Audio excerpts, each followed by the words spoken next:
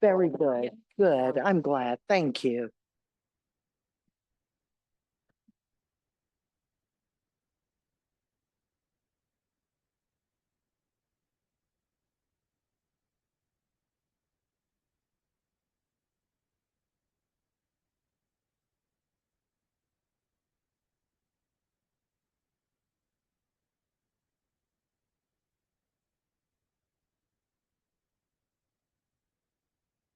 Play that one.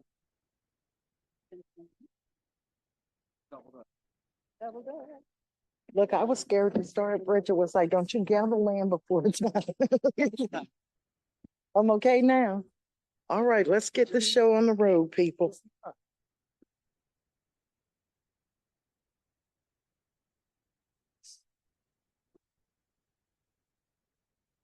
We are reconvening to public session. Attendance roll call. Patty, Trustee please. Rivera is absent. Trustee Gaines, Present. Trustee Reeves, Aye. Trustee Buffalo, Trustee Adams, Here. Trustee Harvey. Here. We have a quorum.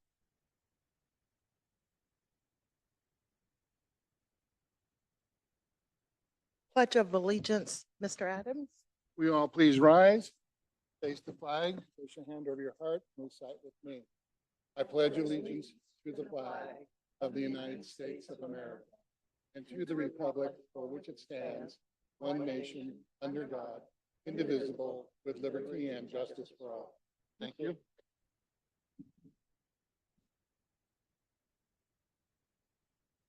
Approval of our meeting agenda.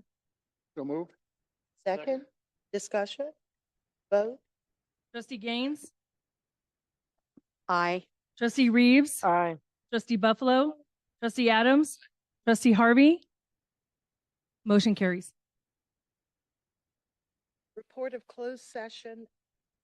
Action. There is no report for 4.1, 4.3, 4, or 5, but in 4.2, public employment, assistant superintendent, vice president, administrative services, government code 54957. A motion was made by Michael Adams and second by Steve Buffalo with a 5-0 vote. The board approved the employment contract for Shami Raw from 7/1/2024 through 6/30/2027.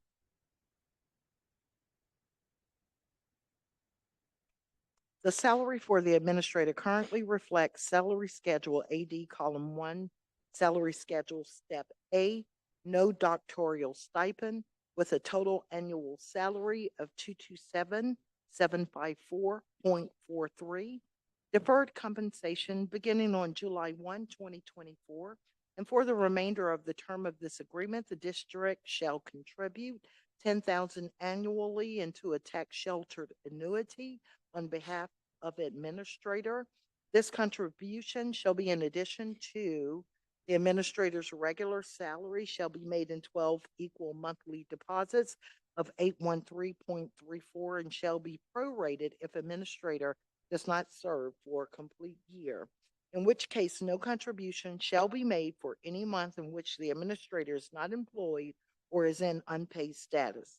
The tax sheltered annuity shall be selected by administrator, shall be qualified under Section 403B of the Internal Revenue Code, and all district provided contributions shall be subject to the provisions and limitations of the Internal Revenue Code and applicable state and federal law and regulations.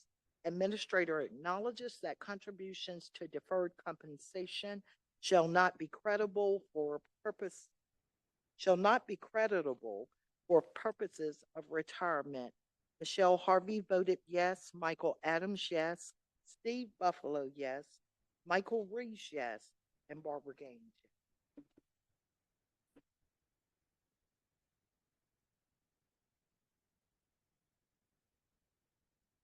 We are now to 10.1 public comment announcement.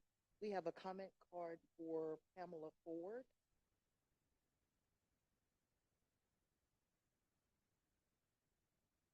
Yes, Ms. Ward, before you come up, pursuant to the Board Policy 2350, public comment may be limited to 3 minutes per person.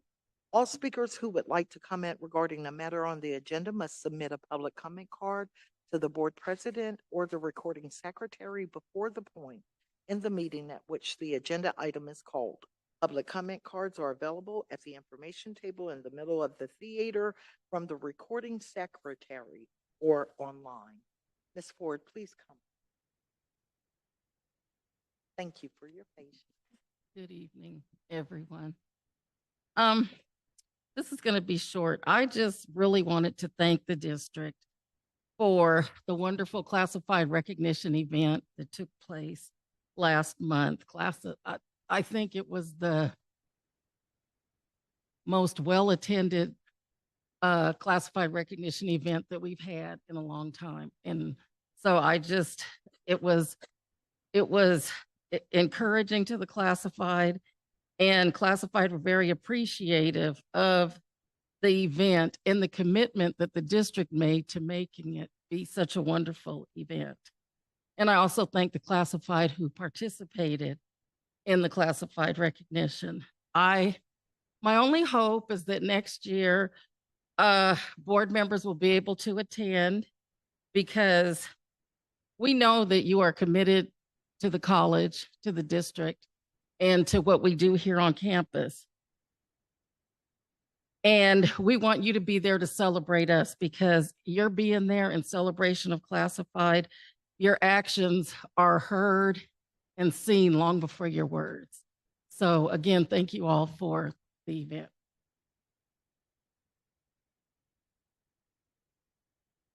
We now have Jason Bowen.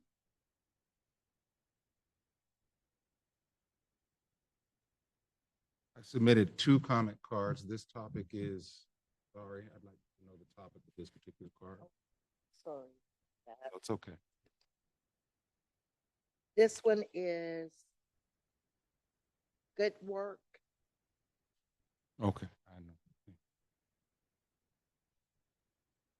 So I was, first of all, good evening, ladies and gentlemen of the board, President Zalette, Patty McClure, General Counsel, Ms. Bridget Cook. It's good to see all of you. I was challenged at the last board meeting by Trustee Steve Buffalo to share good work that the district has done over the past year and beyond. And I thought that that was a really great challenge. So I'm going to take you up on that. And then I'm going to give you a challenge at the end, of course. First, I'd like to acknowledge President Zalette's leadership in ensuring the funding for all of our new buildings remains intact. She inherited projects that were initiated during the prior president's administration, and she's done a spectacular job in ensuring that these buildings are constructed in a timely manner and that the funding is available and that issues are resolved. And there have been many issues to stall construction of these buildings. Now, these modern facilities significantly boost morale and pride among students and faculty, serving as a tangible symbol of progress and commitment to education. Additionally, the construction of new buildings acts as a powerful recruitment tool. I mean, I just drive down 30th and I see that SSV building and I want to enroll. These buildings, they enhance the prestige of our college and they make it a more attractive option for prospective students and faculty alike. So thank you for this work. Secondly, President Zalette's decision to reopen the cafeteria where it was closed during the prior administration, it was depressing to see that. But President Zalette listened to the comments that were shared in prior board meetings regarding the cafeteria, and she opened that cafeteria despite the fact that it's operating at a loss. But this action demonstrates a deep understanding of our students' needs. The cafeteria offers substantial meals at steep discounts compared to other options on campus and off campus, providing an essential service for students who may be struggling financially. Additionally, it serves as a convenient on-campus location where students can meet, study, and relax without having to travel far, which is particularly beneficial for those students who are challenged with regards to their transportation. The annual wine walk supported by the district has been a significant success year after year. Last year's event raised over $50,000 and this year's event raised even more, directly benefiting the ABC Foundation. These funds are crucial in supporting programs dedicated to student success through grants and scholarships. The wine walk not only raises essential resources, but also brings together the community, fostering a sense of pride and solidarity among participants, and I am a beneficiary of those aspects of the wine walk. I spoke to people I had never spoken to, and in some cases sat down and had conversations that were 40 minutes. Lastly, the district's agreement to an 8% off-schedule stipend, 13% raise, just like one more minute. May I have one more minute? Was that the 3-minute? Okay, well, I'll finish by saying, in closing, well, thank you, Trustee Buffalo, for the challenge. And I'd like to ask you 2 questions. Could you share at least one positive thing the faculty union has done? And more importantly, could you share an idea for how the union and the college can work together more closely to resolve matters at the lowest level and work to create a college that's just a dream come true for everyone? Thank you.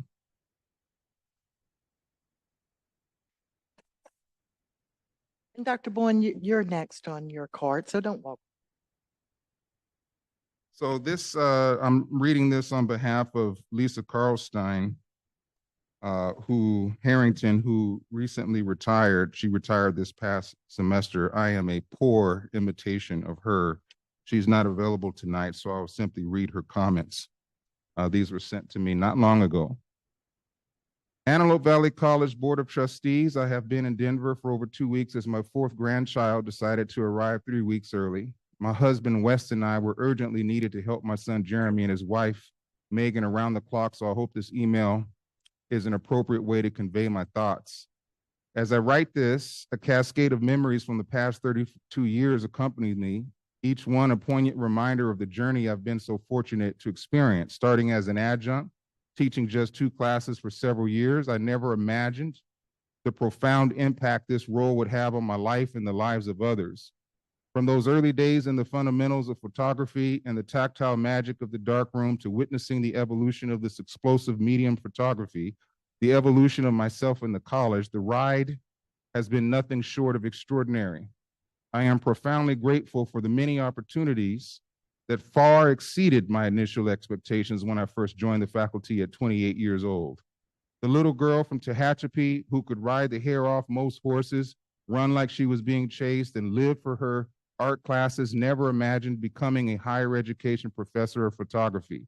The girl who was voted best smile became a professor with a lifelong passion for teaching and art. Throughout my tenure, I have had the privilege of serving in various capacities: chair of visual arts, arts humanities representative on the Academic Policies and Procedures Committee, academic Senate senator, strategic planning committee member, participant in many hiring committees, and contributor to professional development, among others. Engaging with some of the brightest minds on campus and learning the intricacies of our educational system has been an honor and a privilege. Walking through the campus, I am overwhelmed by the deep connections I have formed with students and colleagues over the years. Seeing buildings rise and fall, watching students grow to follow their dreams, and eventually meeting their children as my students has been my great honor. It's a testament to the enduring power of education and community. Nearly 16,000 students have passed through my classes, each one touching my life and hopefully carrying forward a piece of my passion for photography. I would start each semester with a commercial titled "Herding Cats," asking for grace as each faculty member manages anywhere from 50 to over 100 students. It was like herding cats. Our job was to guide them to town, the end of the semester graduation. This always got a laugh, yet conveyed that we all were working towards their goals and dreams. At the end of each semester, I thanked each group for choosing me in my class. I thanked them for their commitment to the group and how their contributions were important to their and their classmates' total experience over the semester. They shared their lives with me and touched my life in ways that will continue to impact me. I will carry a piece of them with me always. I have seen buildings rise and fall, the campus expand to offer bachelor's degrees, and our help community thrive in such meaningful ways. It is reassuring to know that I was a part of something very important. This community is filled with the salt of the earth, folks who know hard work, how to support each other, and strive to make this world a better place. Teaching is truly a labor of love, and I probably walk away knowing something good happened and I got to be a part of it. Lastly, now, as I step into retirement from teaching, my excitement for the next chapter is palpable. I look forward to dedicating more time to my life as a commissioned artist, photographer, staying behind the camera, delving deeper into the creative space of my dark room, and enjoying our children, Jeremy, Luke, and Sasha, their spouses, and grandchildren, Remy, Aiden, Kara, and very new Oliver in Denver. I am extremely thankful for the support and experiences that have shaped my career here at Antelope Valley College and our community. I leave with so much gratitude and a heart full of cherished memories. Thank you for this unforgettable journey. With heartfelt appreciation, Lisa Carlstein Harrington. Dr. Bowen, thank you so much for reading that. Thank you.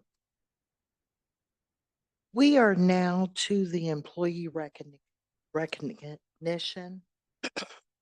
And I'm going to read the certificate of resolution, whereas the Antelope Valley College Community District fulfills its mission to the community through the strength of its employees, and whereas Antelope Valley College has thrived throughout its 94-year history because of the talent, skill, professionalism, and compassion of its faculty and staff, and whereas Antelope Valley College is recognized as a leader, an innovator on state, regional, and national platforms, and whereas Antelope Valley College enjoys the loyalty and dedication of its employees, serving students and the community, and whereas Antelope Valley College has been well served by the following individuals. I apologize in advance if I mispronounce anyone's name. Ramona Blansky, Terry Cleveland, Gary Cook Jr., Alan Finch, Alan Gold, Cindy Hendricks, David Jensen, Priscilla Jensen, Lisa Carlstein, Katarina Orlick Babek, Robert Ruckman, Peter Seuss, Karen Stenback, Santi Taffarella, Lawrence Ferris. I hope I did okay. Representing collectively 328 years of unselfish dedication. Now, therefore, be it resolved by the Antelope Valley College Board of Trustees that each of the aforementioned is recognized and congratulated for their outstanding service, and further, be it resolved that each of the aforementioned is thanked for their service, and it is with its deepest gratitude, the Board of Trustees wishes them every happiness in their respective retirements. Could we give them a hand, please? May I have a motion for the resolution? Discussion? I just want to congratulate all of the retirees. I've heard so many beautiful stories about working here in the year and time spent here. And so we are very proud of the work that you have done. Any further discussion? Vote, Patty. Student trustee Rivera, I approve. trustee Gaines, Aye. trustee Reeves, Aye. trustee Buffalo, Yes. trustee Adams, Aye. trustee Harvey. Aye. Motion carries. We now have our presentation. We have 12.1 marketing update.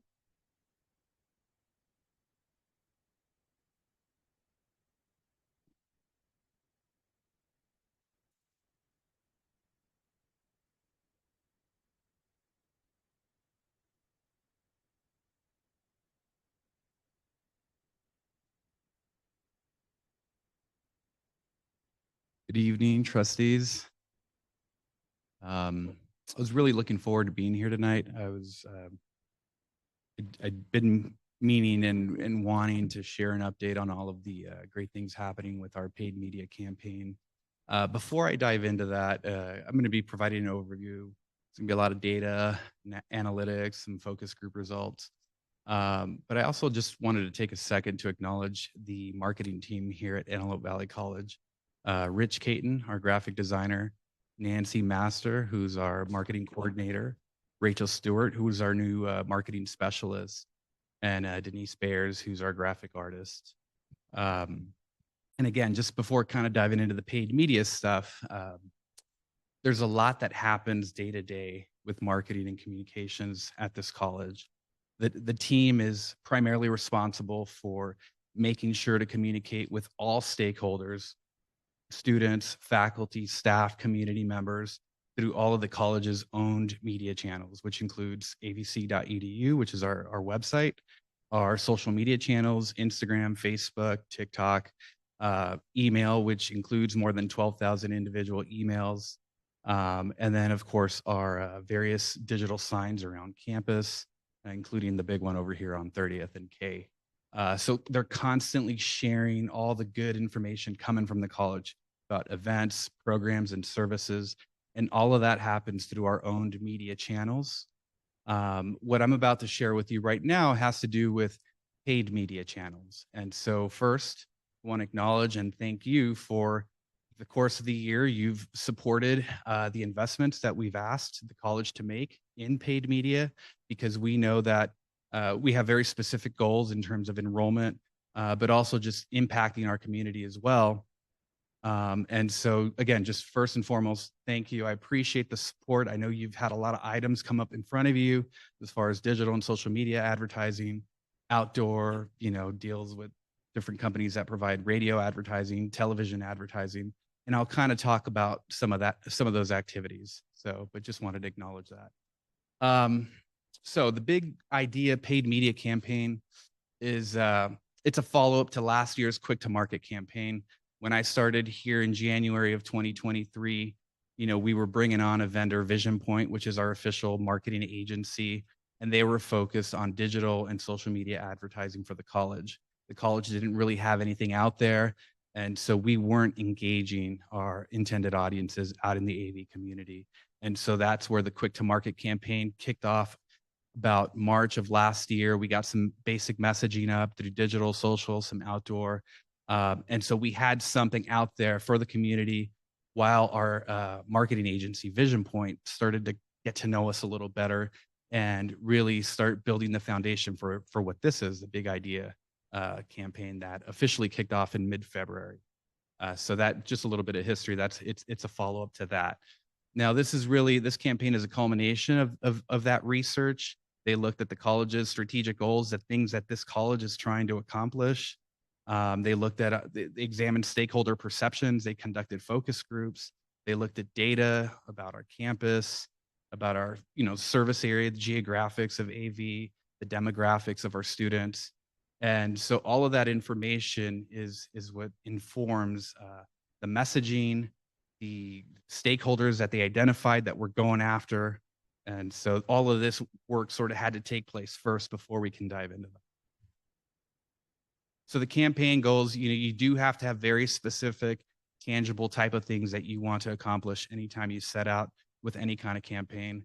And so for this one, and it's sort of in order of things that happen. First, what's going to happen is we're building brand awareness out in the Antelope Valley. Second, where there is awareness, we also want to make sure that we shape perceptions. Jason just shared right now about this brand new building that we have out here, the Student Services Building. We want to brag about all the great things happening here because there are people out there that think they know Antelope Valley College. There are high school students out there that may have heard about the college from their parents, and those things may have to do with what the college was 5 to 10 years ago. We want people to know what AVC looks like right now. And that's why it's so important to put ourselves out there. We want to shape perceptions and let people know, hey, we've got great brand new buildings over here. We've got new programs, new services, things that, we're starting to roll out to meet every student's needs. So shaping perceptions is part of that, what we're trying to accomplish. If we do those first two things, then we begin to generate interest. We begin to generate more applications to the college. And ultimately, all of that activity supports enrollment, which is what we're trying to do. So some of the stakeholders that we've identified and that we're reaching out to through this campaign, and again, this is very important to conduct this work first, because before you can start to craft messaging or start delivering it through certain channels, you have to know who you're trying to talk to. And there's different groups with different interests. different things that might compel them to action. And so we identified traditional undergrads, which, you know, essentially is the students that come here and have the plan to transfer to a four-year university. We also want to reach influencers. These are parents, high school counselors, people that are in a position to give that little nudge to prospective students to say, hey, go apply. We know that there's career advancers, career changers. A lot of these are working adults. A lot of these are parents that might feel stuck in a job and they're thinking, hey, I would love to start a new career, maybe in aerospace, maybe in healthcare, because people in our community know where the lucrative jobs are. They know where rewarding careers are. They just don't know if they have the ability to get there. And we want to make sure we remind them AVC is how you get there. And then, of course, we also have English language learners. We have communities that traditionally we haven't engaged, you know, communities like East Palmdale, where we're starting to share the message that Antelope Valley College is here and we have opportunities for you. And we present that information to them in their language, Spanish, and we let them know that there are ESL opportunities. And then beginning in the fall with our new Engine program, there are also career opportunities where you can learn English and you can learn a trade at the same time, starting with welding and electrical technology in the fall. And then, of course, our military affiliated, you know, folks that are serving, people that have served, and then people who are military affiliated. And we want to make sure they know that we're here to support them as well. And so the ads that you see on this slide are just an example. We have a lot of different versions of our ads out there, but each of these messages, it was written with the intent to engage all of these different groups. Now, I want to talk a little bit about the marketing funnel because I know sometimes we get into the why of why we do things. Why are we investing in this particular type of advertising? Or why are we doing it at this time? Or why are we saying this? And so the marketing funnel is another way of thinking of the buyer journey. When we're thinking of our audience out there, they're at different stages. They're not all ready to just click the apply now button. Some of them have never heard of the college. And so for that, we focus on top of funnel activities, which generate awareness. And so at this point, the people who are there, they're not ready to click the apply now button. They need to learn more about our college. The middle of the funnel, these are activities that are designed to educate people about the programs and services at the college and position our brand in a positive way. The prospects are aware of AVC. They're in the consideration stage. And if we give them a little more information, they can probably be prospective students at AVC. As we think about this, a lot of the high school students here in the AV are probably in the middle of funnel. In other words, someone has told them about AV college, but maybe they're thinking, maybe I want to go to another college. And they don't know about the programs and services available here, or they don't know about the new buildings, or about just all of the great things, or the student testimonials, the positive reviews we get from students. And so the middle of the funnel is a really great opportunity to engage people who think they know AV, but probably have the wrong idea about AV college, sorry. And then finally, you get to the bottom of the funnel, which is essentially activities designed to initiate action. So you've got people that now they know about the college, they're very interested in the college, they like, maybe they saw the program that the college has that they want, and all they need is that extra little nudge. So maybe they see a billboard on their way home on the freeway, maybe they get something that shows up on their Instagram feed, and they can click the button, and then we sort of get them to take action, and that's where we get them to do the calls to action, or we say they're ready to convert. So with that sort of background on the marketing funnel, I do want to share, we have a whole slate of things that we're doing. You know, everything from streaming radio on Spotify, Pandora. We've got Google Display, search and retargeting ads, Snapchat, TikTok, LinkedIn, Facebook, and Instagram. And we've got our outdoor ads as well, the billboards, the bus wrap ads out in the community. We're doing broadcasting with television, with radio, various stations, and a lot of local publications, some partnerships with local podcasts, and just folks that are delivering media in different ways. The way we measure the success of this really varies. So with digital and social media, we can measure the performance of individual channels, individual advertising, individual messages, in terms of, we can see how many users they've reached, the number of impressions, how many clicks they've generated. how many visits to our landing pages they've generated. For this campaign, we have 4 different landing pages. Each landing page was written and designed for a specific type of audience. And then finally, we get into sort of the impact at AVC, the traffic on avc.edu, the leads that are generated. So we get people's names, contact information that our call center in Palmdale can actually follow up with and say, hey, I know you're interested in AVC, but you still had some doubts, still had some questions. And so that allows us to engage them. And then finally, we can also see the number of applications, our enrollment, and then of course the community feedback, because the feedback we get from the community is also very important when people come on campus. If a student comes in and they're motivated and they say, hey, I saw the ad on TV, I really like it, I want to be a student here. And we've seen that sort of thing. So these are some recent numbers, updated May 30th. So as of May 30th, our digital and social media advertising has delivered 2.3 million impressions with 22,601 clicks on those ads, which created 1,685 conversions. Conversions being either they click the apply now button or they click the request for more information button, where they give us their information and they're giving us a chance to engage them. This is just sort of, I'm kind of getting into the details here a little bit, but I wanted to give you a slice of what it looks like on the analytics here, just to see how different channels perform. So in terms of impressions, now this is what's interesting. In terms of impressions, this is just when it was, viewed. Meta, which is Facebook and Instagram, leads the way with 900 and I believe it was 65,000 impressions, followed by Google Ads, and then followed by the company that handles delivering our ads to third-party websites. But when it comes to actual conversions, Google Ads actually leads the way, I believe, with 1,300 of the conversions that we got. And so that kind of gives you an idea of, yes, one channel might get you people to view it and might even get clicks, but other channels might be more effective at getting further action from those audiences. And so we're constantly, with Vision Point, our marketing agency, we're looking at how the different channels perform, the different messages perform, and what they're delivering, right? Not just in terms of views and clicks, but are people actually taking action when they get to the landing pages? And so that's something that we continue to monitor. As far as direct impact to AVC, our landing page traffic is really strong.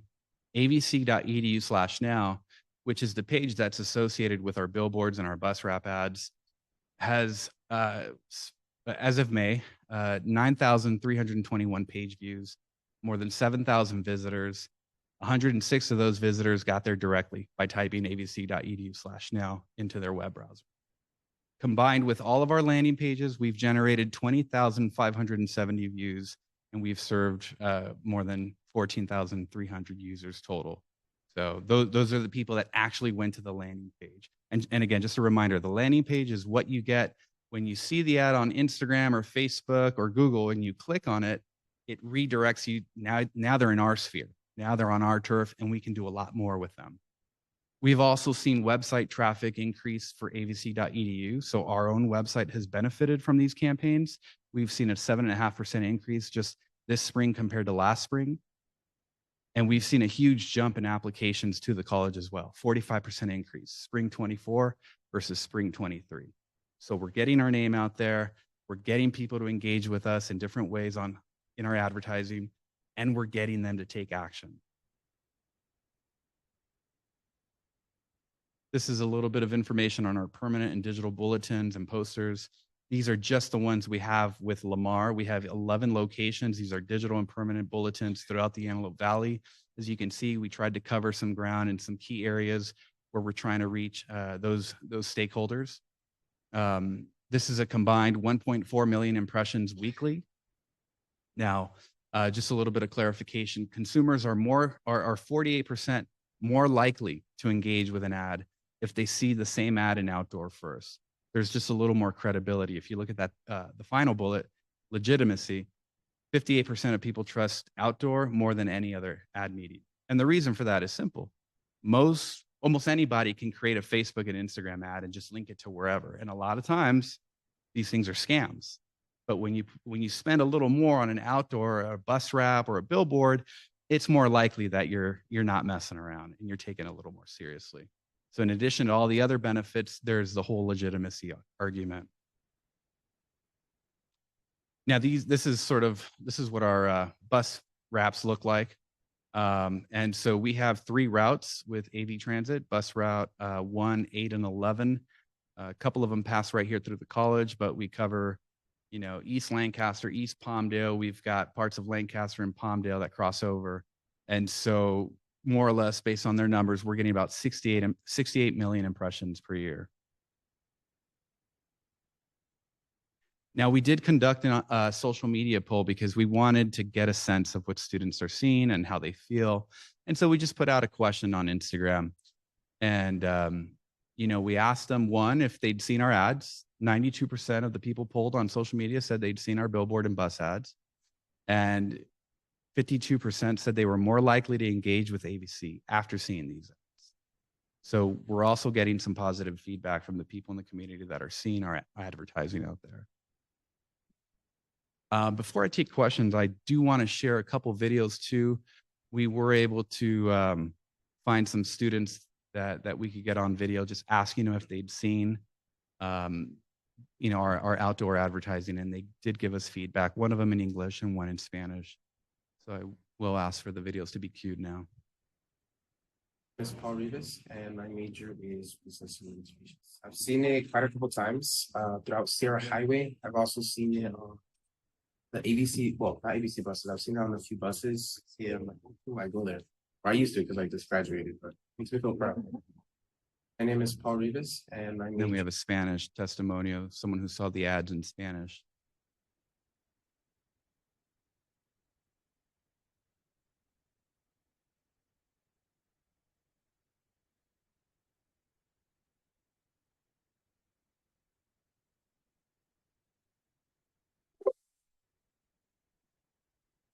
Hola, buenos días. Me llamo Alexis Castro y yo estoy estudiando real estate. Una de las cosas mayor que yo he puesto atención en esta escuela, pues más en las calles, son las carteleras. Por los colores que son muy brillantes y se ve muy moderna. Por ese, yo he venido aquí a este colegio y ahorita estoy trabajando por acá, por ustedes. Y gracias a Dios, estoy aquí por este colegio. Carteleras is billboards. So he's saying that he saw the billboards, that the color caught his attention, the bright colors. And so he attributes that for his reason being here. So thank you. I'll take any questions. I have a couple comments. I see your ads on Facebook all the time, and also on Yahoo. And the ones on Facebook, I wonder if they can be converted into a video showing the campus in the new building. Is that possible? That's a suggestion. Another one, in the handout you gave us, you have one billboard. It says, "Dreamers belong here." And then it says AVC, EDU, and all that. How about "Dreamers belong here" and a telephone number like 661 college? Easy number that they can remember. Call. That's another suggestion. And also, I understand for the next year, AVTA is going to be using diesel buses because they're having problems with the battery buses. How about putting some of these advertisements on these commuter buses that go down to San Fernando Valley, downtown LA, West LA? You do a good job. Thank you. I appreciate that. I had a quick question. Sure. I wanted to ask because I saw in your analytics where Facebook, you get the most, I believe, views, but Google Ads were where you got the most people hitting the apply button or asking for more information. Do you think that speaks to the decline of social media platforms and whereas Google may be seen more reputable? What do you think the reason for that? I'd probably, my first instinct is to think back to the marketing funnel. Social media is probably capturing people that are at the top of the funnel that are probably sort of discovering and not ready to yet take action. you know, the nice thing about Google with all the information they have on people is they're able to sort of pinpoint people who've been keywording and searching and have demonstrated a history or a pattern of interest in, you know, welding or whatever it may be. And so they probably, the leads that they generate and deliver ads to is probably a lot stronger. Okay. And just one other thing, there were so many students that I met during the nurses pinning ceremony from the San Fernando Valley. I wanted to know how are we with LA County as a whole advertising? Because I didn't realize that many kids came this way for the nursing program. So how are we getting that message down in the valley? Yeah, come on up here. We've got you. Right, right.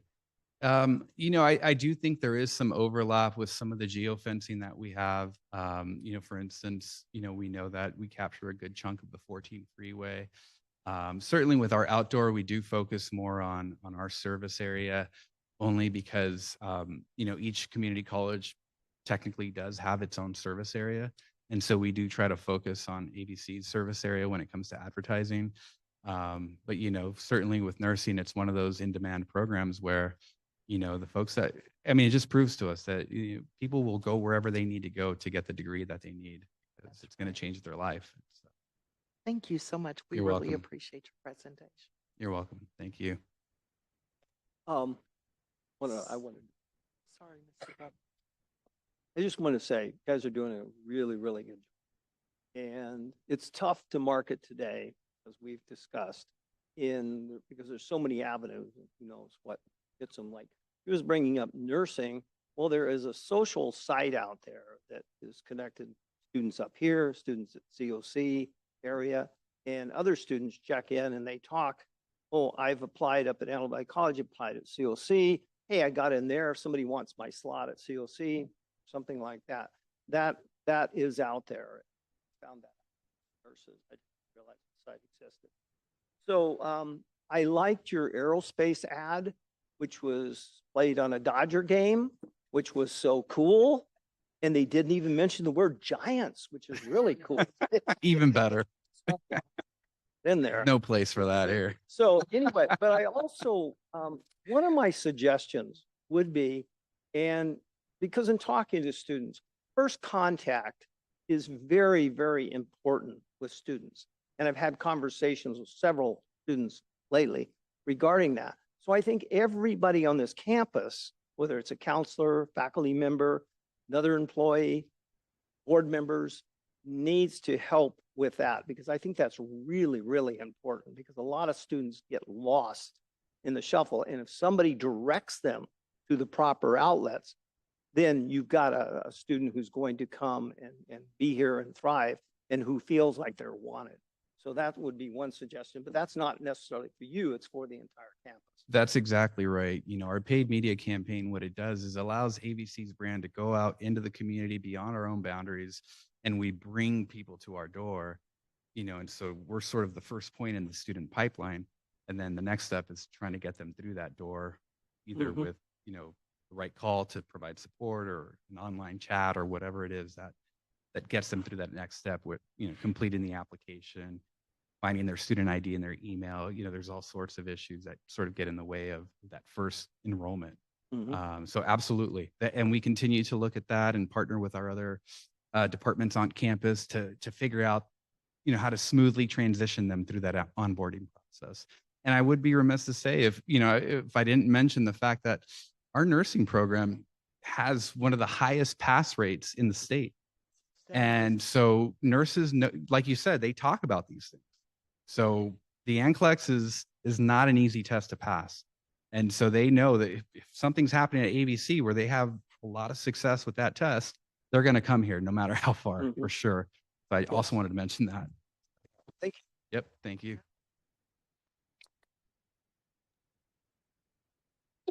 We now have 12.2 presentation of the 24-25 tentative budget.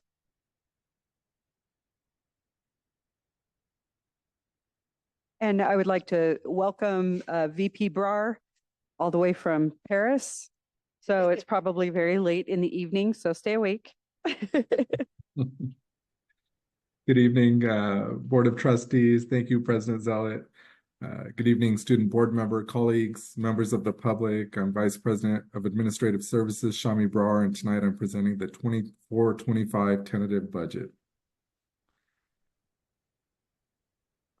The topics discussed in this presentation include highlights from the governor's May revise, budget timelines, the student-centered funding formula, 23-24 estimated actuals, funding by program, the assumptions used to develop the district's budget, and finally, the 24-25 tentative budget.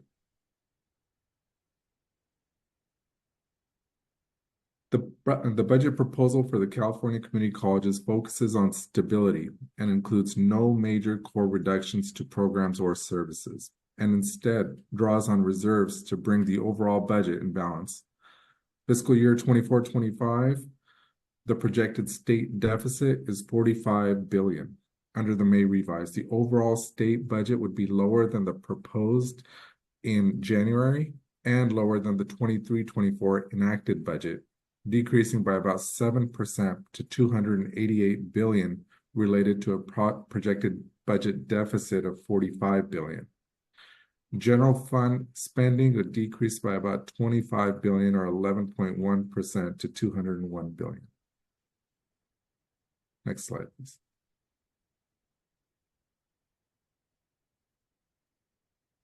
The governor's May revision also reflects the lower than projected state revenues and now projects a total, what does this mean for California community colleges? $100 million for a 1.07% COLA, an increase over the projected 0.76% COLA from the January proposed budget. For ABC, this represents an increase of $1,080,000 in unrestricted revenue ongoing. So that is the impact of the 1.0% COLA for our unrestricted finances. Next slide, please. Other funding that's included for 24-25 includes proposals for one-time funds, including a $60 million investment in the nursing workforce to address California's nursing shortage, with a goal of providing that amount per year over the next 5 years. There's an additional $5 million one-time investment for Pathways for Learners of Low-Income Demonstration Project. The project involves a partnership to support development of educational pathways for working learners and the United Domestic Workers.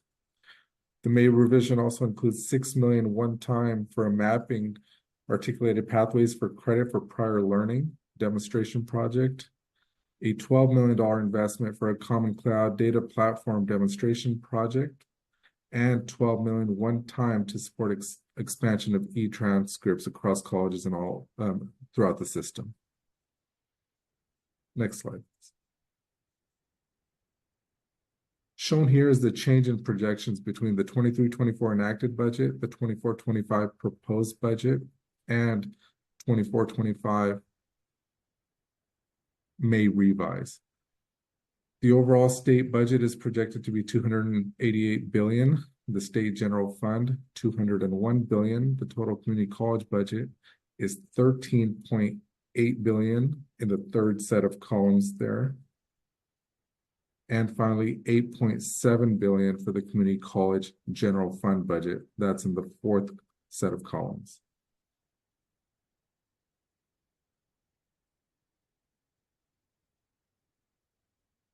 The next two slides show the budget changes reflected by the governor's proposal from the January proposed to the May revise. Listed first is the ongoing funding, which amounts to $142 million. And then one-time adjustments of $95 million. Next slide, please. After technical adjustments of negative $120.7 million, the net change is $117.13 million for California community colleges. Shown here are the allocations and rates for the various unit categories and district size categories. The proposed 24-25 rates have been adjusted by the 1.07% COLA.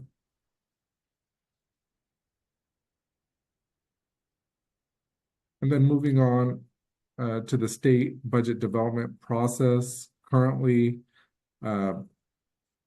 in this pie chart, we are approaching the June 15th legislature's deadline to finalize its budget and present it to the governor.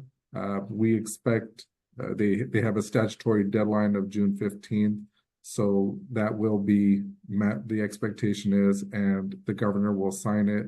Any other tweaks, adjustments, we'll likely see through trailer bills after the fact.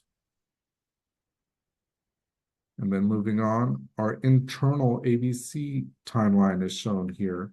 The budget process is an ongoing process, but budgeting for the next year really begins in about April and May, usually in April, with meetings between fiscal staff and department and program budget managers. April and May is also when we analyze current year expenses, get information for the May revise, which then gets communicated out to the campus community. In June, the tentative budget is presented.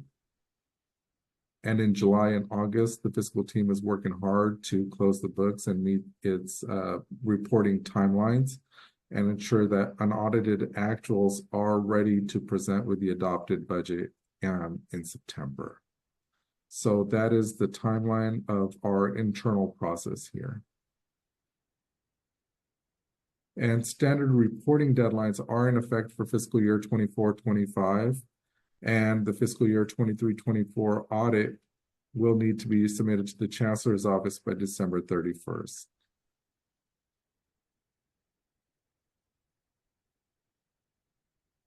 Shown here is summary information on the student-centered funding formula, which calculates apportionments using 3 allocations. The base allocation is 70%, and it's based on FTES.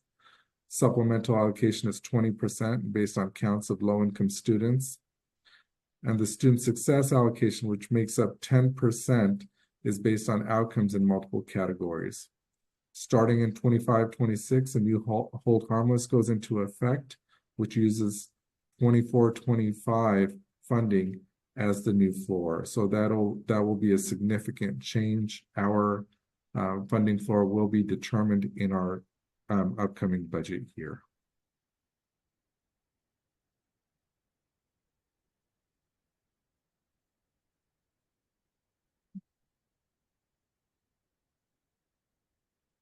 Finally, or not finally, shown here are our estimated actuals, 23-24 unrestricted estimated actuals. We had a beginning fund balance of 53.2 million, total revenue of 104.9 million.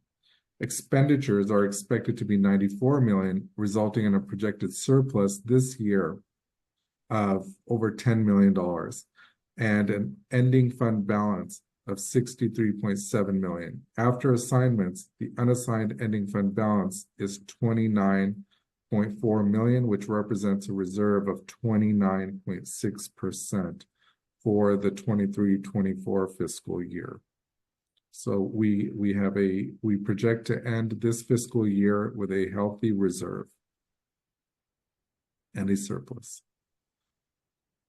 In 23-24, general fund revenue totals 140.0 million and shows that state revenues total 86%, federal revenue 3%, and local revenue 11%. This is the overall general fund, which includes unrestricted and restricted both. Next slide. General fund expenditures, again, unrestricted and restricted both, in 23-24 total 120.9 million, with salaries and benefits totaling 72% of that. That figure will increase as we filled a significant number of positions this fiscal year. Next slide.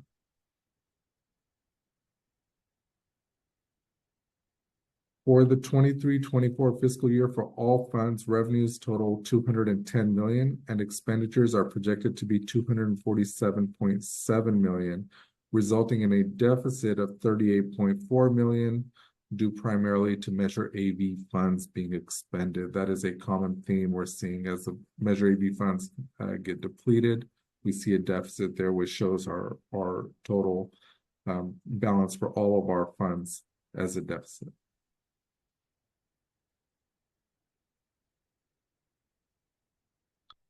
The next 4 slides show the total allocated by the state for various programs, and this information is included for reference in the presentation. We can move through these next 4 slides, please.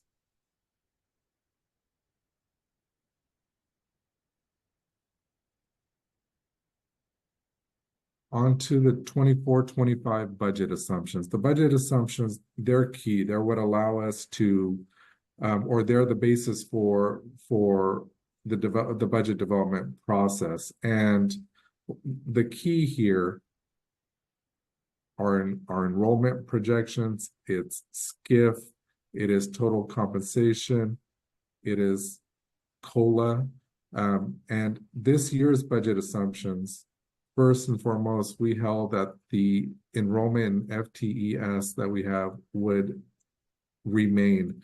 It would be stable and it would stay constant. That's a conservative approach, but that is the right approach. We also figured a COLA of 1.07%. Again, FTES would remain constant based on 23-24 P2 of 9,774. That's a non-certified number. There is a projected total compensation revenue deficit of 3.55%, which was a part of our P1 report. We are assuming that that deficit factor will remain. That's a significant deficit factor, and it is more than what we've seen in the last couple of years. Expenditure budget assumptions include a 4% salary increase, which will go into effect on July 1st, step and column increases, an increase in CalPERS, and inflationary increases for supplies and services. Next slide, please.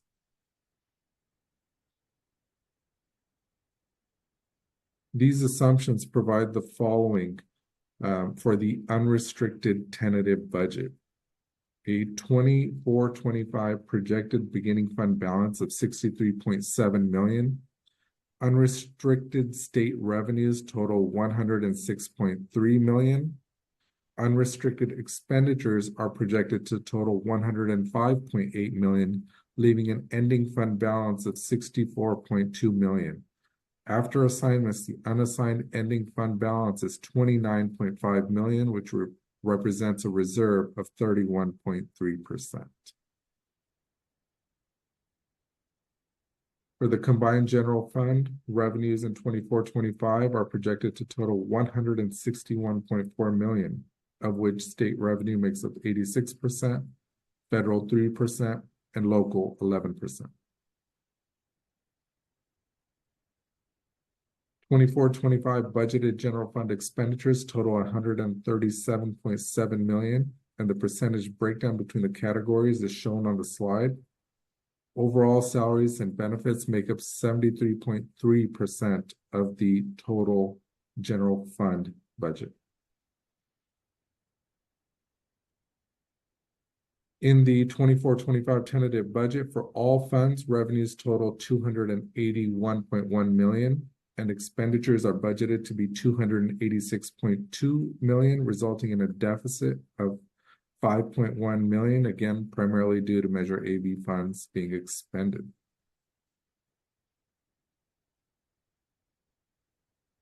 And then the fiscal year 24-25 outlook and closing thoughts, really. The fiscal year 24-25 outlook is better than it could have been, but still a little worrisome. There's still a large deficit factor proposed and the potential for deferrals, possibly even cuts. On a positive note, the governor has indicated that he is not interested in cuts to apportionment which is due to the revised state revenues for 22-23 and 23-24. Our ending fund balance is strong. Our reserves are strong, but they're not strong enough to sustain the organization for more than 5 or 6 months. Strategic reductions in operating expenses should be considered as we enter into uncertain times. On a positive note, we're seeing improvement in enrollment and FTES.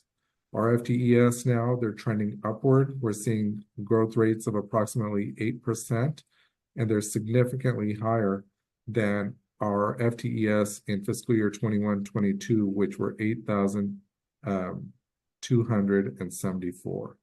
So all in all, the institution, we're in a good place. We're in a strong place fiscally. We are, however, dependent on the state's fiscal outlook. And that is how things are. Any questions? Board members, do you have any questions? Madam Mr. President, I Reeves? have some questions. Oh, yes, ma'am. Let's start with Trustee Gaines. Vice President Barr, you mentioned that, if I heard you correctly, that currently our percent of employee salary and benefits equates to about 72%, and that it will go up because we will be hiring more people. Did I hear that correctly? Yes, Trustee Gaines, we've had a large number of vacancies for the last couple of years. And so we budget for those vacancies in the adopted budget. However, in the actuals, we weren't seeing those vacancies materialize. And so for the unrestricted and the audited expenses, we will see that increase. But I want to provide some clarification there on what I said with the 73%. So the salaries and benefits portion of the overall budget is 73%. If we look at just the unrestricted, which is typically what we look at, we typically carve out the restricted portion. Our salaries and benefits make up about 83.5%, 83.5% of the unrestricted budget. And my next question is the 4% increase that goes into effect July 1, I believe. Yes. When you talked about the 31.3% reserve current, does that take into account the cost of the 4% increase in salary? It does. So we have 31.3% after we give the 4% increase. And that is what we're projecting currently, yes. Okay, so my last question, Vice President Barr, is assuming that we hire all of the people that you are estimating that we need in the next year because of these prolonged vacancies that we've had on campus, where do you see our final percent of salary and benefits reaching once we have everybody on board? 85%. I assume that our salaries and benefits will be less than 85%, but that is where we see, and we think that's a healthy number there. Previously, we were significantly below that number, and it led to operational issues. And between 80 and 85% is really where we would like to be, and we would be below 85% with those positions being filled. Thank you. Any other questions? Yes, Madam President. Go Mr. ahead, Vice Trustee President, Reeves. do I understand that this budget has to be submitted by June 15th? Is that correct? The state legislature has a June 15th statutory deadline that it has to submit a budget to the governor. But our budget has to be submitted by the 15th, this budget? We do, yes. We also have a budgetary deadline, and I believe that is correct. June 15th, I believe, is that deadline. Also, if I may, sir, please look at slide number 12, and it gives you our reporting deadlines all the way through the end of the year. And so there's a deadline of July 1st where we have to submit the tentative budget to the county officer. And then there's successive deadlines after that. The final budget is in September. And But that's when the for final now, budget. This tentative budget has to be submitted by We have to submit this tentative budget to the county officer by July 1st. July 1st. Yes, sir. Okay. So, and the board wasn't afforded any input. So we have, a few weeks to submit this, and this is just submitted to the board. This is the budget, and we're supposed to go through this material and, Mr. Reeves, I'm sorry to interrupt you, but I anticipated this conversation and I put a mechanism in place before. And that mechanism was the budget, in addition to being in board docs, because now I just want the public. It was also emailed to every board member. Not only that, Dr. Zalet asked if there are any comments, concerns, additions, please let me know. So I don't know how you're going to sit here and tell these people that this is the first time you're saying that you had no input. That's not I beg your pardon, true. Madam President. This has probably been worked on for the last many months, and it was sprung on us all at once that it's due. And here it is, and we don't have an input on this thing. And now you're saying that, okay, this is just the tentative budget. We have a final budget. Are we going to have anything to say about the budget? Now, I went through the budget. I don't know if you've gone through the budget, but I don't see anything that affects the changes that are going to make. We're just increasing our spending. We're acting like everything's normal.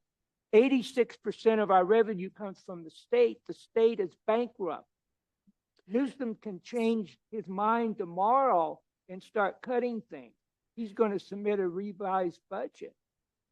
Sir, I thank you for your concern and your eagerness to participate in this process. This is not a new process. This administration is following the same budget process that has been in place for many years. And this is, as when you and I spoke on the phone, I talked to you about this being part of the process. Tentative means that this is a budget that is still in process. In order for the college to do business, we have to have an approved tentative budget, or we do not have approval to spend. A budget is approval to spend. A budget in and of itself is not a strategy. What you're talking about, actually, we're kind of having a conversation about two things at once. The budget is something we need to submit to the county so that they know the board has approved these allocations in these categories so that we spend responsibly within our allocation. The strategies for conservation actually don't show up in a budget. Those show up in a different conversation, and those are things that happen along the way. That's how we respond.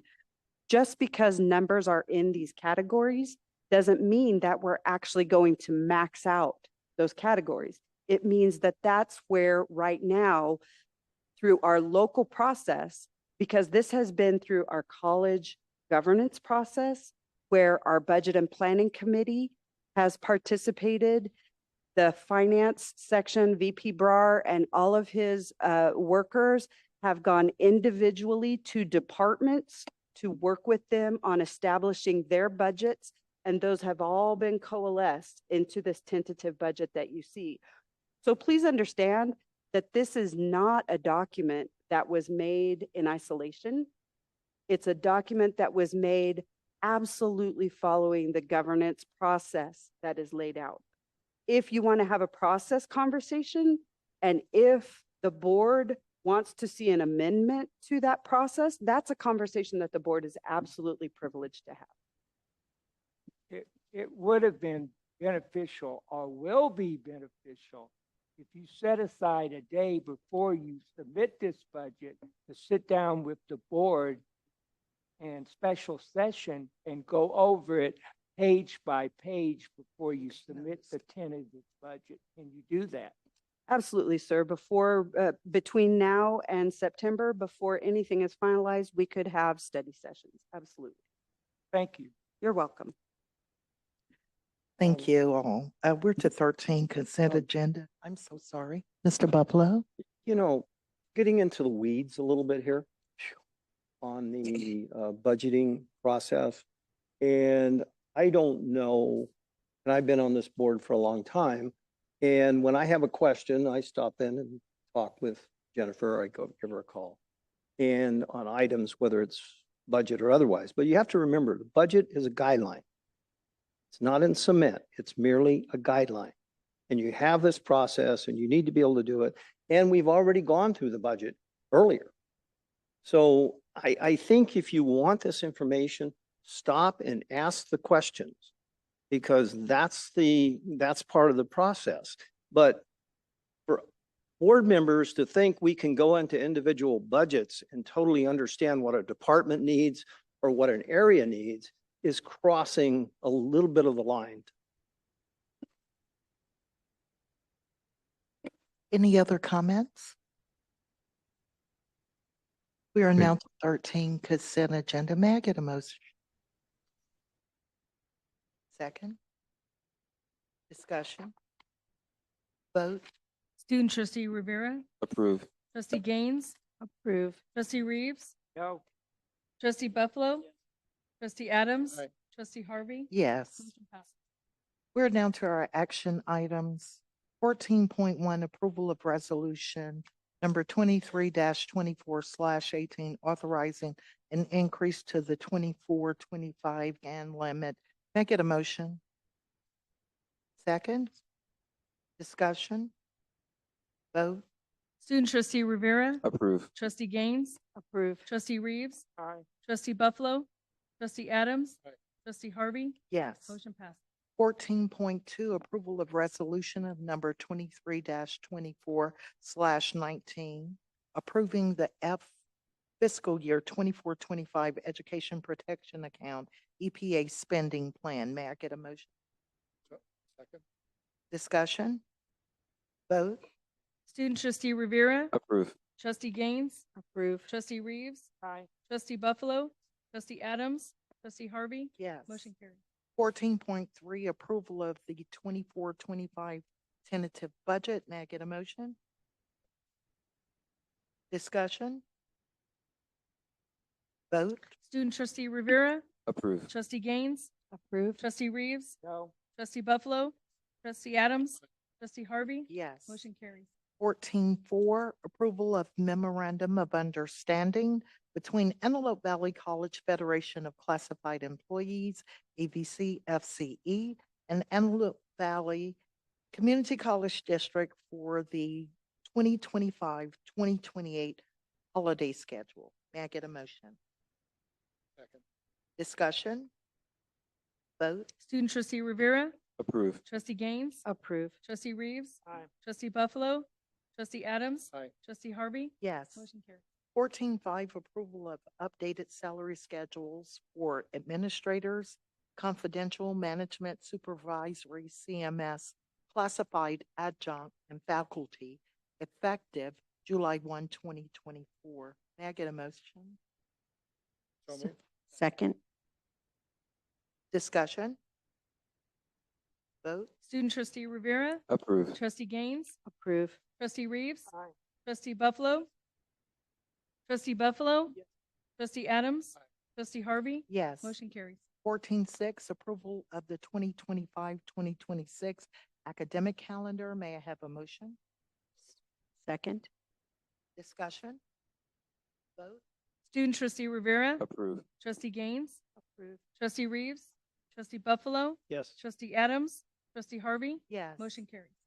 14.7, this is approval of sabbatical leave for Ariel Zatterin Kumbega and Dr. Darcy Wywall for 1 semester. May I get a motion? Second? Second. Discussion? Vote. Student trustee Rivera, Approve. trustee Gaines, Approve. trustee Reeves, Aye. trustee Buffalo, Yes. trustee Adams, trustee Harvey, Yes. motion carries. 14.8, approval of a 5-year contract extension. This is 2024 through 2029 with GeoGov, an online human resources recruitment system. May I have a motion? Second. Discussion? Yes. Vice President. The agreement with NeoGov, it's being awarded pursuant to Resolution 2122-7 approved at the May 9th, 2022 board meeting. This agreement is not being formally bid as there is no cost advantage bidding software that's been previously approved and implemented due to additional installation and implementation costs, training of the district staff, et cetera. NeoGov is what we use in human resources to help us manage our recruitment online application portal, working with our interview selection committees to look at all of those documents, grade them, et cetera, et cetera. So it's our management system for How human long is resources. this? This is for a 5-year extension. Is that normal or isn't it normal 3-year contract? These are the terms that were deemed most advantageous. The vote. Student trustee Rivera, Approve. trustee Gaines, Approve. trustee Reeves, trustee Buffalo, Yes. trustee Adams, trustee Harvey, Yes. motion carries. 14.9, approval of learning aligned employment program agreement between Deborah McLaurin, DBA, Adorable Babies Jumpstart Corporation and Antelope Valley College to provide opportunity to earn money to help defray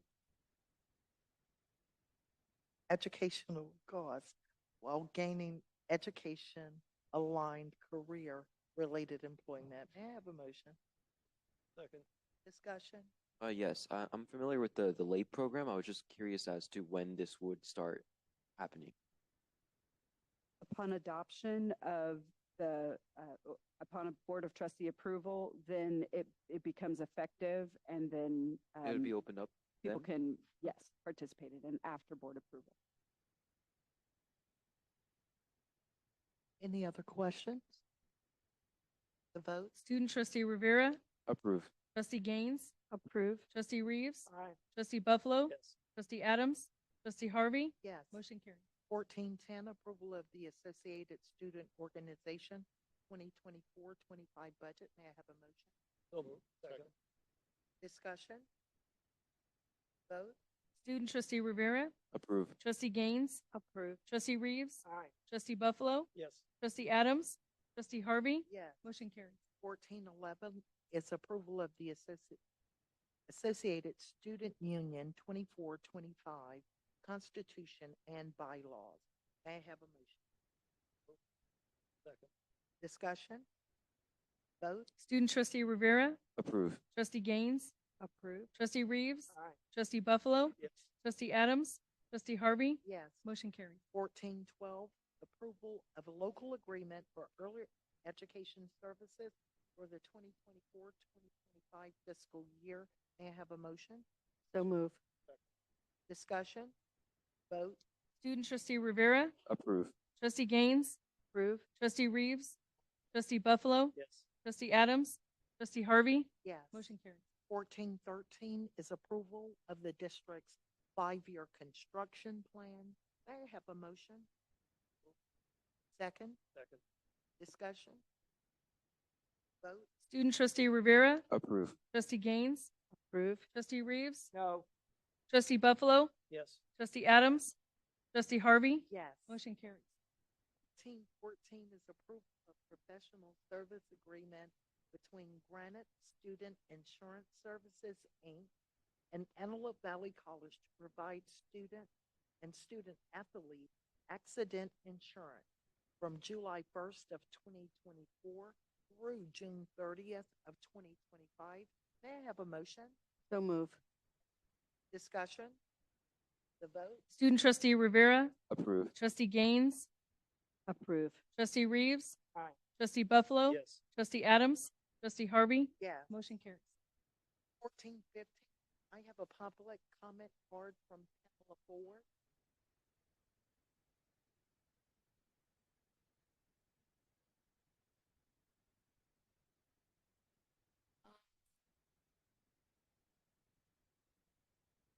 I have a question and a comment. Is this in reference to mediation regarding the faculty contract or mediation for other reasons? Good evening, Pamela. Yes, this is regarding the faculty contract. Also, this individual is available and was recommended by the mediator identified in your collective bargaining agreement for classified as well.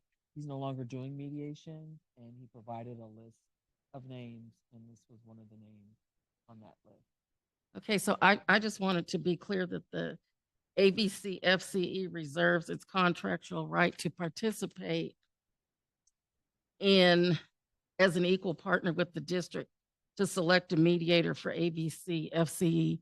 If we decide to move into mediation, it's not just determined that because this is approved that that's the mediator we're going to go with, because that is the process where we go down a list and select mediator. So I'm not necessarily certain that we'll use this one, but I want to make sure that it's understood that we'll be a part of the selection process.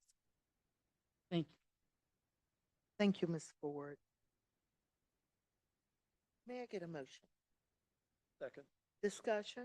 Yes, Madam President, I need to make a comment on, in 2007, I was living down in Los Angeles, and I ran for the Los Angeles Community College Board of Trustees. It's 9 campuses, and I wasn't elected. Later on in 2007, I applied for a vacancy on the board. One of the board members left the Board of Trustees in Los Angeles to go to Washington to work with his dad, who was a congressman. There were ample supply of people applying for the vacancy of Mr. Wax. One of them was Angela Reddick, and she won the vacancy for 2 years. 2 years later, Angela ran for re-election to the Board of Trustees, Los Angeles Community College Board of Trustees. I was part of a campaign group, and I was the public relations person in that group, and we defeated Angela for re-election. She has affiliation with Los Angeles Community College District as a former trustee. I don't know what her role is now, but before we hire her to do any kind of mediation, it would be helpful to see if she has any affiliation with any other community colleges. But because of my history with her, I'm going to abstain voting. I just had a question. So what Ms. Ford brought up, so what exactly are we extending services for if they don't if they're not guaranteed to choose the attorney we're extending services? So this contract that we have 2 unions, right? And even though they share like a common source, they're both California Federation of Teachers, but there's 2 separate unions. One of the unions has agreed to this mediator, and in each contract, we agree on who the mediator will be when it comes to a mediation session. One of the unions has agreed to use this mediator, but in order for us to proceed, the board has to approve the contract. So it does not bind the other union, because we don't deal with them as one entity, because they are not one entity. Thank you. Thank you for your question. Can we get the vote? Approve. Approve. Abstain. Yes. Yes.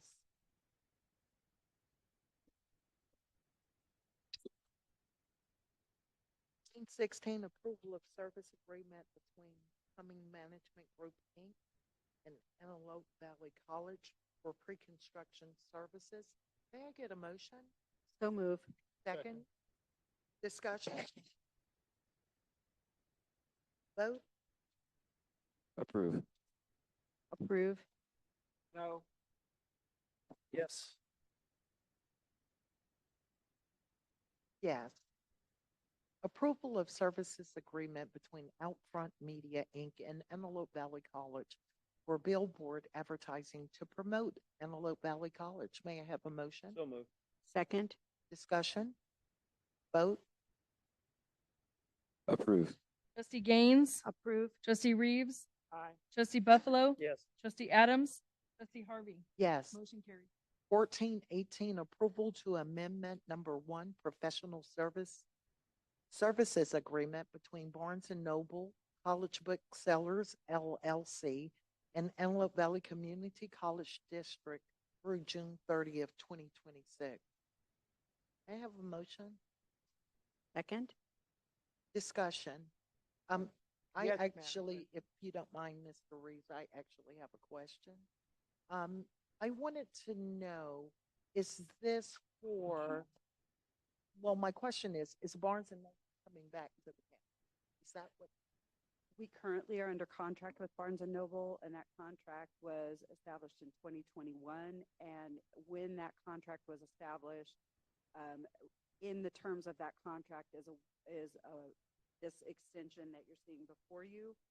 If we were to decide to extend it again, there would have to be an amendment to the contract itself, because that's the final extension granted in the current terms of the contract. I know there has been, in the news, people have probably seen that Barnes and Noble on university campuses has been having some fiscal issues and has actually withdrawn from some of the campuses. Our local site, there has been that they've received additional funding in order to strengthen their financial position on our campus, and so we don't anticipate any imminent withdrawal on their part. And the 2-year contract buys us time to strategize and determine our next.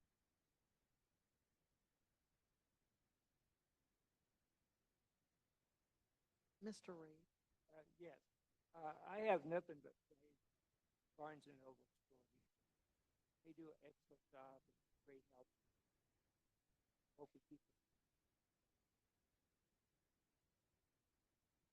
Dr. Zalat, one additional question. Are these materials for students here at the school, here on campus? So it's curriculum?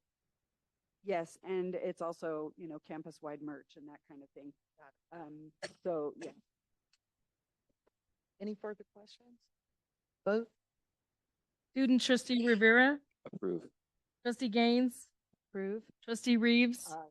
trustee Buffalo, Yes. trustee Buffalo, Yes. oh, trustee Adams, trustee Harvey. Yes. Motion carried. 1419, approval of Educational Credit Management Corporation Master Services and Licensing Agreement to assist students who have become delinquent or have potential default issues with federal financial aid. May I get a motion? Second.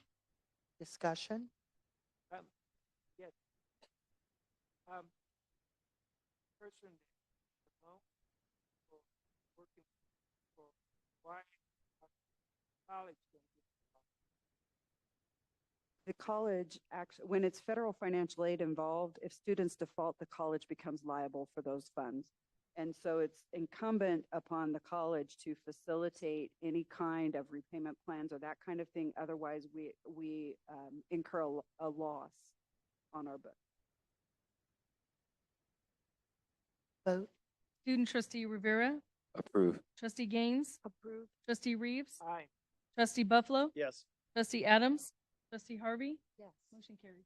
1420, approval of renewal contract of concurrent enrollment pathway between Grand Canyon University and Antelope Valley Community College for registered nursing students. May I have a motion? So, second. Discussion? I have a question. How long have we been working with Grand Canyon? I apologize, I don't know the answer to that question, but I'll get it for you. Okay, thank you. And when you look at that, I just, in all honesty, Grand Canyon has been in the, and with that, I would like for us, before there are accreditation issues, credit issues, to begin to maybe seek out additional partnerships, if that makes any sense. Okay, thank you. The vote? Student trustee Rivera, Approve. trustee Gaines, Approve. trustee Reeves, Aye. trustee Buffalo, Yes. trustee Adams, trustee Harvey, Yes. motion carries. 1421, approval of clinical affiliation agreement renewal contract between Antelope Valley College and High Desert Medical Group. May I get a motion? So move. Discussion? Vote? Student trustee Rivera, Approve. trustee Gaines, Approve. trustee Reeves, Aye. trustee Buffalo, Aye. trustee Adams, trustee Harvey, Yes. 14.22, approval of college and career access pathways, CCAP partnership agreement for dual enrollment between Palmdale Academy Charter School and Antelope Valley College from August 1st, 2024 through June 30th, 2029. May I have a motion? Second. Discussion?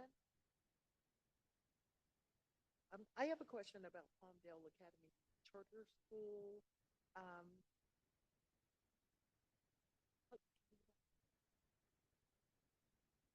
This is the first CCAP agreement with the charter school. Righty then, the vote. student trustee Rivera, Approve. trustee Gaines, Approve. trustee Reeves, trustee Buffalo, Yes. trustee Adams, trustee Harvey, Yes. motion carries.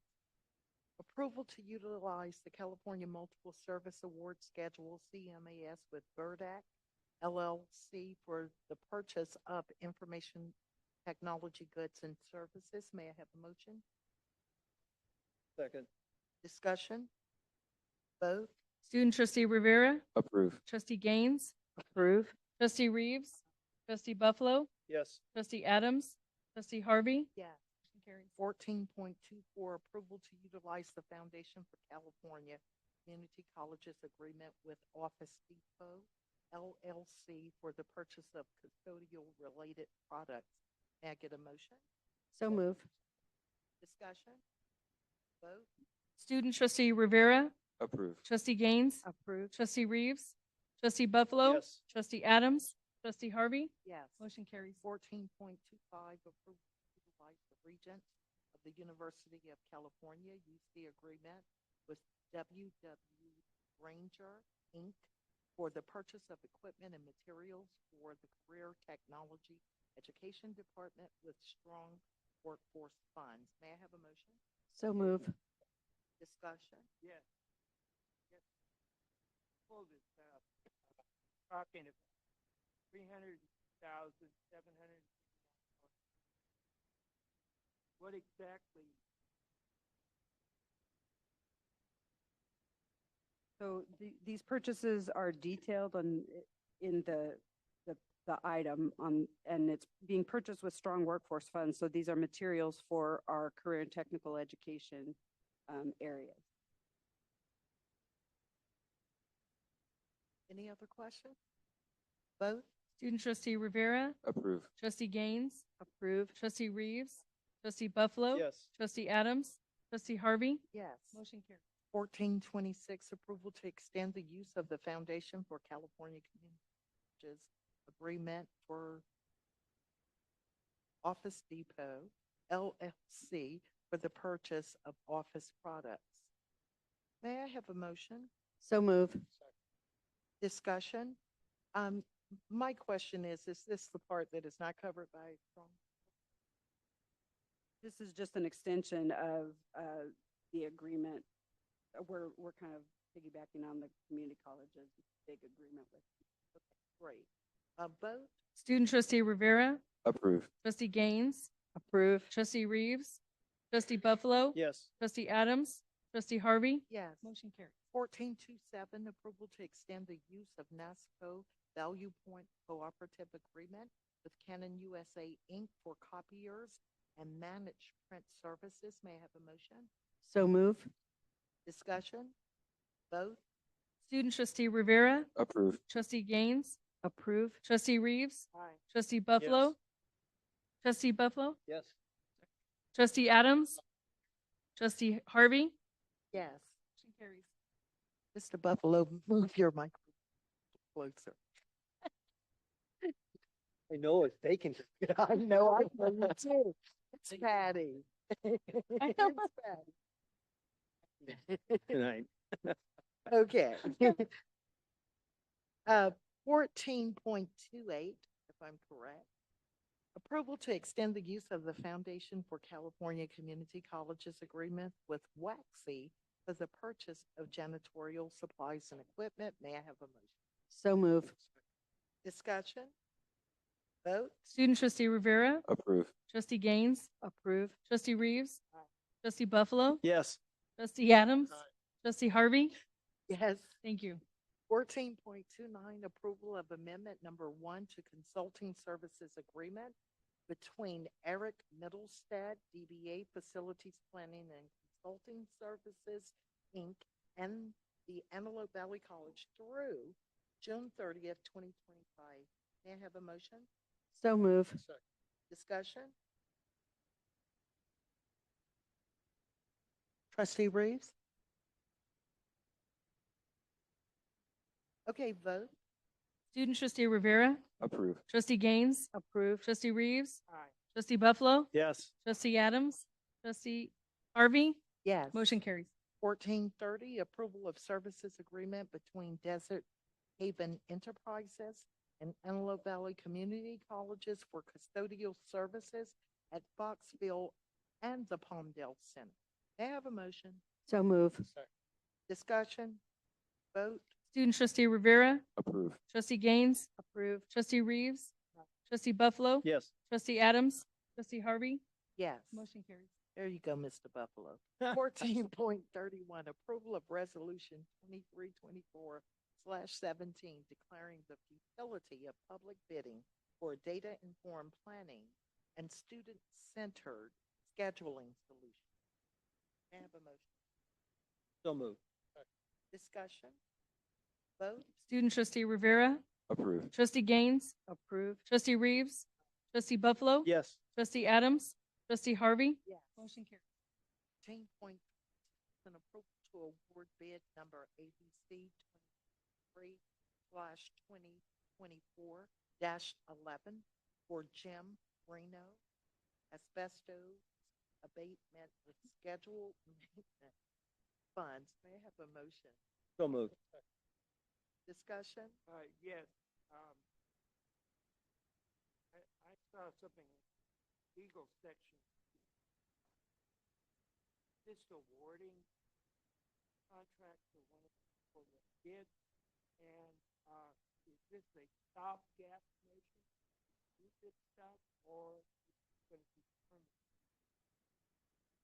So this is asking approval to award the bid. It did go out for competitive bids. The formal bids went out, and we received 2 responses, and this was the bid that was the most appropriate for the district.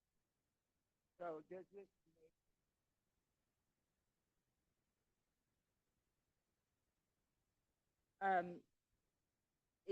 Yes.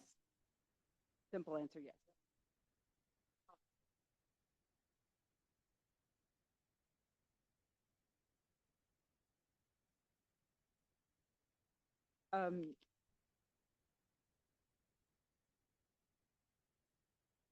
I think Ron is approaching the microphone. I see some helpful footsteps coming. Thank you, Ron. This is for removing all the asbestos and lead around the pool area and in the ceiling area over the gym, changing all the ceiling tiles out. Okay, we weren't going to do that because we were going to renovate the gym. But since we aren't doing that, we are going to now take these things out and take the precautions so that we can utilize the areas in a safe manner. Thank you. Vote? Student trustee Rivera, Approve. trustee Gaines, Approve. trustee Reeves, Aye. trustee Buffalo, Yes. trustee Adams, trustee Harvey. Yes. Motion carries. 1433 through 1436 are all Measure AB, and I'm hoping to group them together. May I have a motion? So moved. Discussion? yes, 14.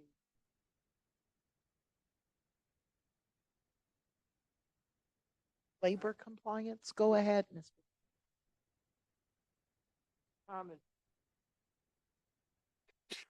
They're like a consulting, is that correct, ma'am? This group is making sure they do our compliance checks and ensure that all of the work being done and everything is being done according to all the compliance laws that we have to submit. Have we used this group before, Ron? Yes. Thank Yeah, okay. They're working with us on Cedar Hall in case you didn't hear. Yeah, thank you. Thank you, Rob. Vote. Student trustee Rivera, Approve. trustee Gaines, Approve. trustee Reeves, Aye. trustee Buffalo, Aye. trustee Adams, trustee Harvey. Yes. Motion carries. 15 are informational items. Take a look at that. We are now to reports and announcements. 15.1, we have a report out. Very briefly, the update on the bond consultant services from Team Civex. The board in March 2023 approved the contract for Franklin, Maslin, Mullen, Metz, and Associates and Team Civex to conduct a bond voter survey in anticipation of a potential bond measure this fall.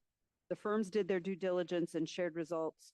And ultimately, while the college and the district show strong community support, the survey indicated a volatile election season with strong potential for partisan divisiveness that could have a negative local impact on bonds. Given the input, the unusual results, and our desire to continue to work from a position of strength, it is a recommendation that AVC postpone discussion of another bond until possibly 2026 or thereafter.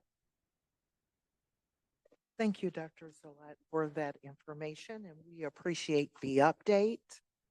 We are now to reports and announcements. 16.1, Academic Senate. Is Hal Huntsman here? Hi, Mr. Huntsman, coming up.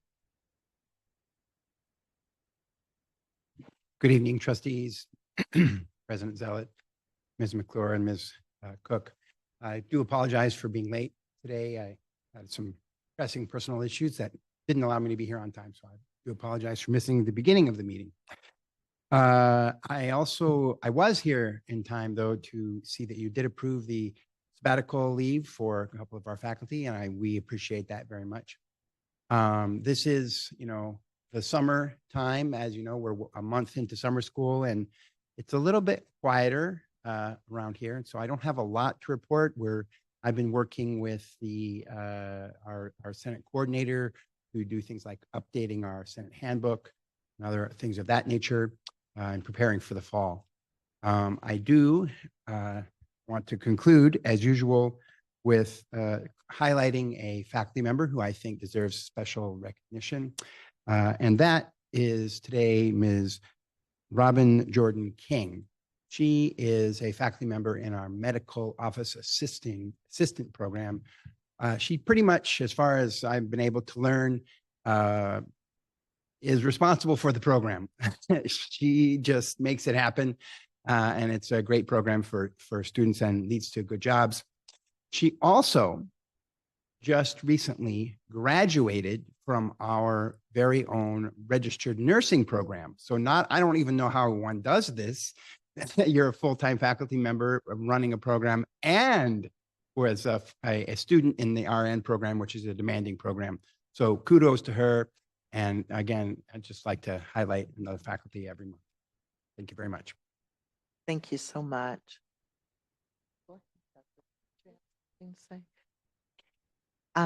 ABC's Federation of Teachers, Dr. Jason Bowen. Thank you very much for another opportunity to speak with you this evening. I received a text message from a great friend who I don't speak with often, but I think about often. He sent me this 5:35 p.m. Thursday last week. Jason, thank you for your time with my son. He is attending University of Arizona and pulled a 4.0 in engineering school.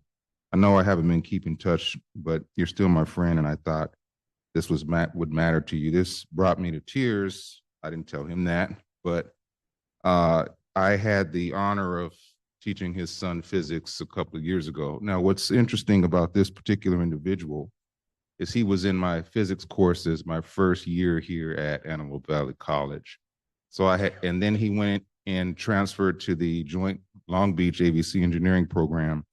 And himself obtained his engineering degree through that program, and now his son is at University of Arizona, exceeding me, exceeding us, and this is the dream. Stories like these remind me why I dreamed of becoming a community college instructor and why it is the greatest job in the world. These experiences are the heart of our profession, providing us with joy and fulfillment.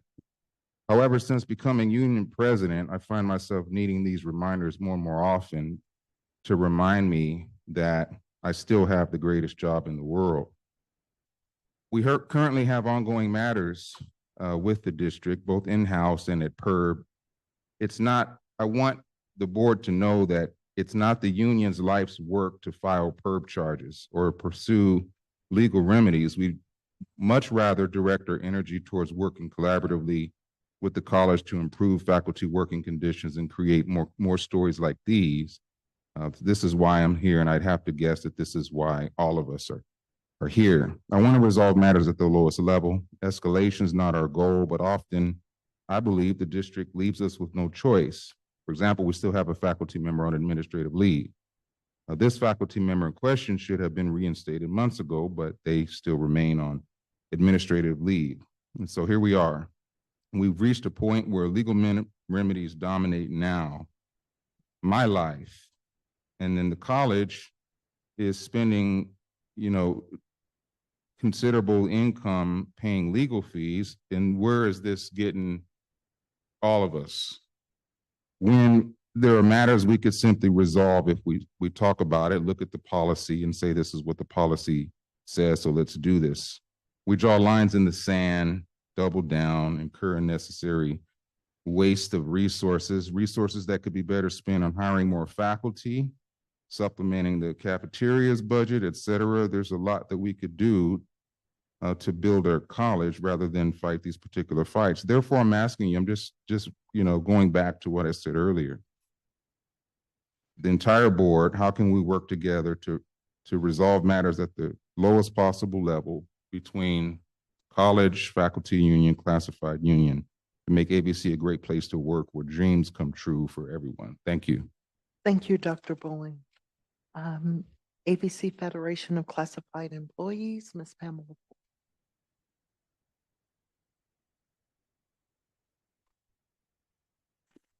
Good evening again. I've written this so many times. I think I'm not going to read it. I'm just going to tell you.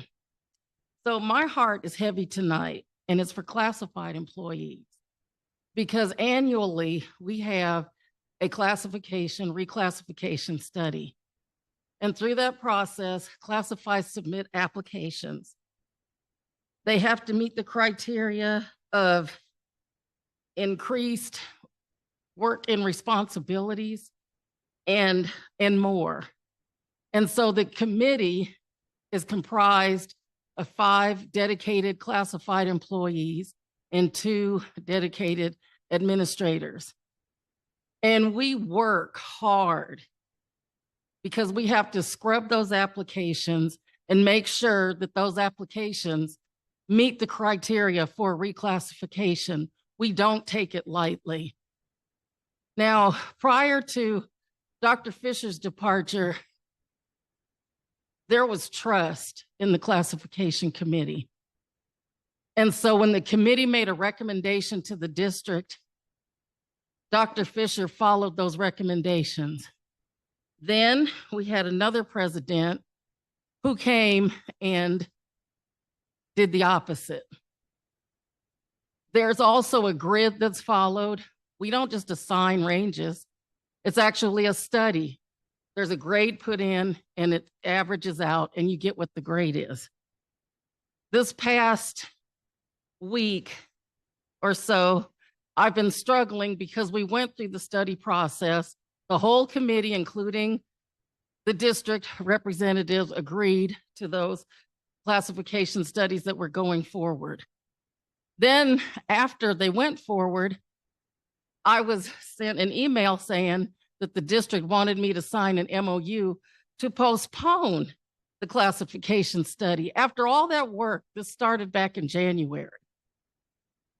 So I did what I always do. I read the contract. And I'm hoping that this will encourage the district to do the same. When it comes to budget issues in the classification study, the district and the union, there's a clause in there that we can vote. I mean, not vote, that we can bargain. We can go to the table and we can negotiate if we need to make those changes. So thanks to the district's legal counsel, she encouraged communication between both sides. And so I was of the mind, because the district's angst was they wanted me to sign this MOU because they were concerned about the cost. Okay. We know there's a budget situation looming, not as bad as we thought, but who knows? So I agreed. We can go to the table because this MOU business is not how it's done. Next thing I know, I'm thinking we're going to the table to negotiate the cost. And I find out that the majority of the classifications that were recommended by the committee were turned down, and only a few were accepted. And I was stunned. As far your time Okay. expired, and I apologize because I turned it off. That's okay. I just want to say I was disheartened. Now, the district says they still want to go back to the table to bargain this, and I hope so. I hope we can turn this around, because there's a lot of brokenhearted classified employees on this campus. And I want this fixed, and I want us to follow our procedures, and I want us to interrogate how we treat one another. Thank you. Thank you, Ms. Ford. Confidential management, supervisory administrative employees, Ashley Hawkins. Hi, Ms. Hawkins.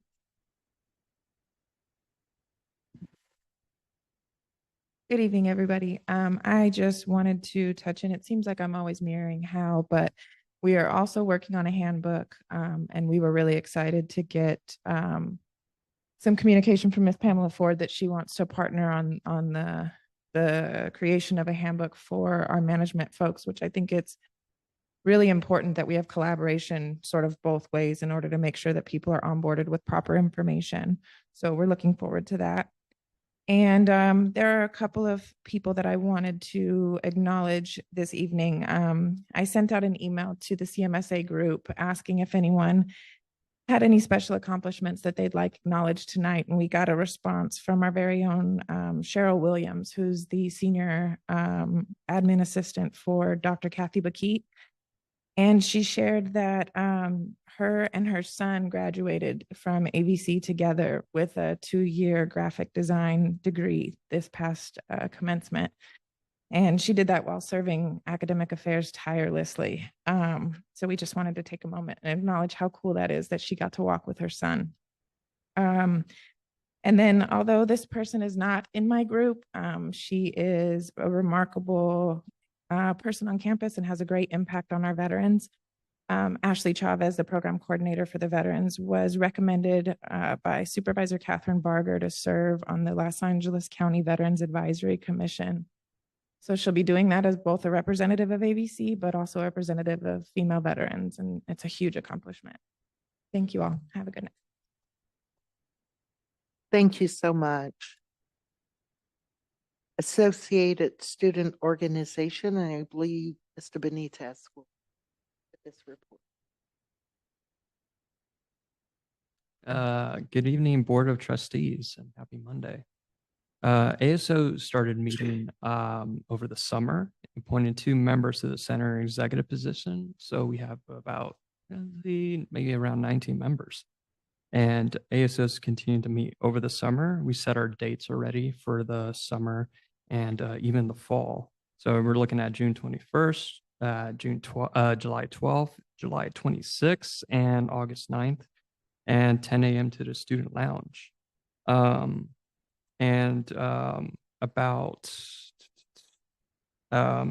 started cleaning the hub offices because we're expecting a bit of transition around June 25th with the advisors.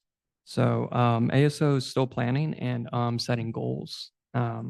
We met last Friday and we're able to take home some food for thought. So ASO's starting the new school year off and running.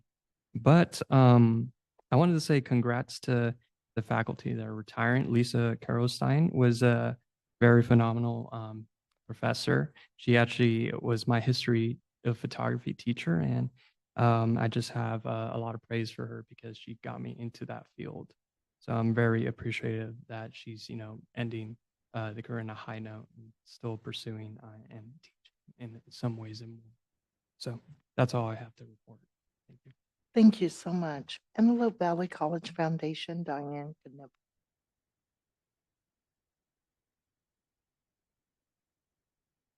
Good evening, trustees.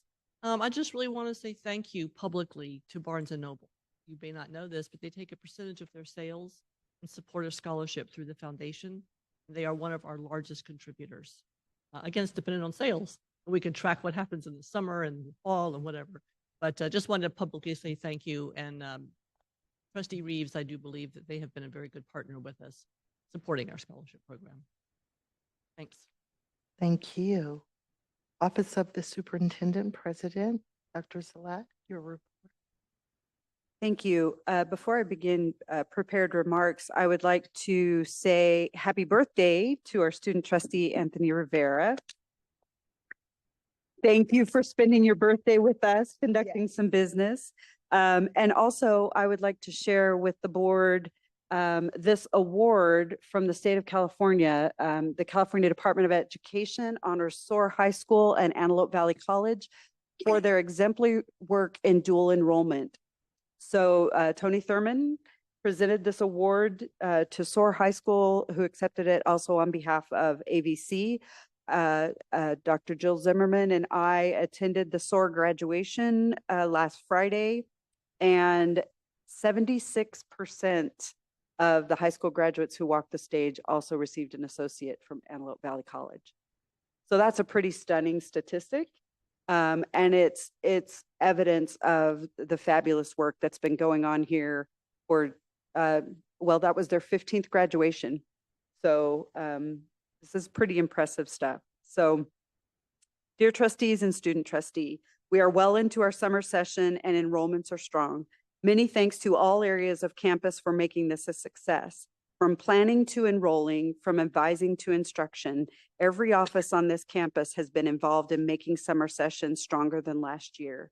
We are experiencing a 26.9%, that's 27% from across the street, increase in both enrollments and FTES over last summer's healthy session. This is all good news for students and for the college. This summer has also seen some momentous events on our campus, not the least of which was a historic flag-raising ceremony to honor Pride Month. The inclusion flag is a powerful symbol to our students, faculty, classified professionals, and administrators who are part of this community. It is an open acknowledgement that Antelope Valley College is their college. They belong here. I understand that this event has evoked strong feelings of all kinds, and I understand why. But it is very important that this community understands the needs of this group. I would like to take time to share with you some very critical statistics about LGBTQIA+ students. 27% of California adolescents say they are viewed as gender nonconforming. And these are their experiences. And this comes from a UCLA Williams Institute study in 2021. 52% of those students are bullied. 55% were assaulted as adults. 11% were exposed to conversion therapy. 57% live 200% below the federal poverty. 200% below the federal poverty line. 94% have considered suicide and 39% have attempted. LGBTQ+ students receive SNAP, individuals receive SNAP, which is CalFresh benefits, at twice the rate of non-LGBTQ+ people. That's from the Real College Survey in 2019. Trans students who leave their institutions often report unwelcoming or insensitive campus climates, as well as a lack of trans-affirming supports and services as reasons for taking leave, dropping out, or transferring to another institution. And this comes from an article in the Daily Bruin. National Transgender Discrimination Survey 2011 and repeated again in 2015 reports 24% of trans college students report being harassed. 15% of participants reported dropping out of college, and trans college students of color experience even greater rates of harassment and violence compared to white identified trans students. What has ABC done to ameliorate these trends? I'm proud to say the Board of Trustees approved resolution number 2324-10 declaring commitment to diversity on May 13th, 2024, and it acknowledges, quote, the diverse student population of the district is one of its greatest assets and closely reflects the diverse population of California, end quote. And then the first resolve states the following. Now, therefore, be it resolved that we, the Antelope Valley Community College District Board of Trustees, hereby reaffirm strongly our support for diversity in faculty and staff hiring, diversity among faculty, students, staff, and programs, and expect everyone in the district community through their roles and responsibilities to implement the district's diversity initiatives and maintain a climate of respect, civility, anti-racism, and inclusion as part of the institution's commitment to educational excellence. Following this direction of the board and in compliance with education code and legislation, ABC has also implemented the following. 1, chosen name policies and procedures. 2, all gendered restroom facilities in buildings. 3, opened a Pride Center in the hub for direct support for this group of students and employees. 4, in process is an out list and ally list, so all can know that there's a list of volunteers with whom they can be safe and seek out any kind of assistance that they need. And coming soon, ally training. Raising the flag is symbolic. It's a small step and not one that takes very much bravery when you consider the obstacles that our students and colleagues may have faced in their lives. It's an important step that brings to the fore an open acknowledgement that this campus is inclusive. This campus belongs to them as much as any other group. The fact that this flag is raised next to the United States and California flags is also an acknowledgement. It's a thank you to all of the LGBTQIA plus servicemen, women, and non-binary individuals who have sacrificed to serve this country too often with their identities secreted away, who have died in silence, who have served and returned home, sometimes to an unenthusiastic welcome. I have said since I got here, serve students and be kind. Last Monday, I felt more love on this campus than I have felt since I arrived in Lancaster. For those who are unsure of this event, I ask you to explore your unsurety. If you're angry, recognize that anger is a secondary emotion, so there's something underlying that negativity. Reach out and get to know someone. Leave the stereotype and let the human take its place. You'll be pleasantly surprised. To our LGBTQIA plus students and colleagues, thank you for choosing ABC and making this campus richer for you being here. I was struck by a saying that I read that says, be careful who you hate. It could be someone you love. Thank you. Thank you so much for that, Dr. Zalat. Our board member comments are next. We'll start with Anthony. Good evening, everyone. I would like to start by echoing Dr. Zealot's words about the importance of recognizing LGBTQI on our campus. I have friends who have been very affected by this, and it's just very important to acknowledge them. And I'm very glad this campus is accepting and very diverse. And I would like to encourage everyone to look at the Pride events that are going on this month in the hub. They can be eye-opening, and it's great to support their community. And it's also a great learning experience because there's a lot that you don't learn about. And then second, I wanted to talk about the employees retiring. One of these employees was my sophomore year chemistry teacher, Miss Ramona Glansky. And she's a very sweet lady. She's one of the favorite teachers at SOAR. And everyone is very sad to see her go. I think one of my favorite memories of her in class was when she let me and my friend eat a whole bucket of, I think it was a bowl of soup while learning about, I don't know, titrations. And she's just a very kindred soul. And I wish her the best in retirement and all the other retirees. Thank you. Have a good night. Thank you. Trustee Gaines. I really don't have anything this evening. Thank you. Okay. Trustee Reeves. Stefan, thank you. Trustee Buffalo. Sure, let's talk just for a minute about the budget. And let me say that we should all be very concerned about the budget.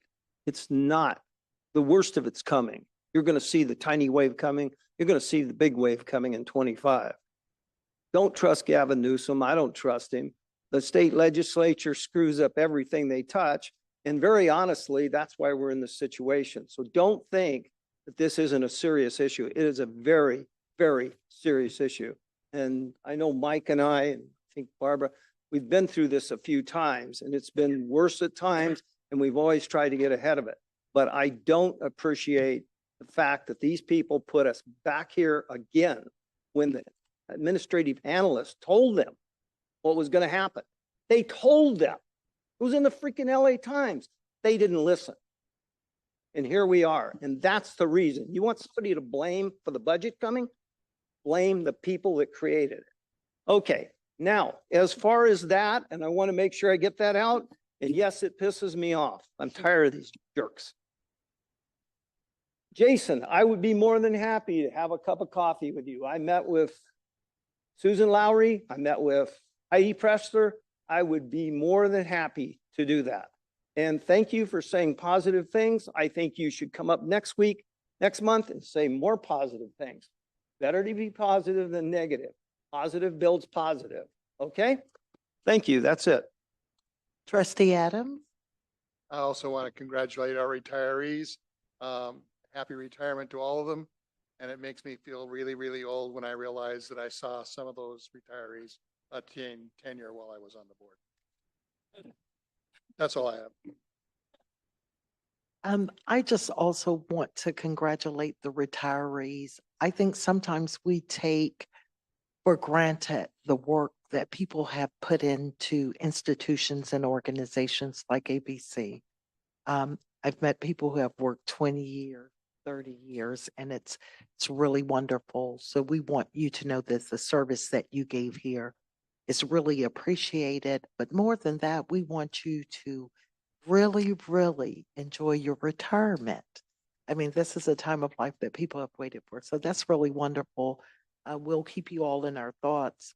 Also, I just wanted to bring up, I received an email about an employee who had passed away. And one thing I wanted to say, I believe it was his son in the email who talked about his love of Antelope Valley College, his work here, and the faculty and staff.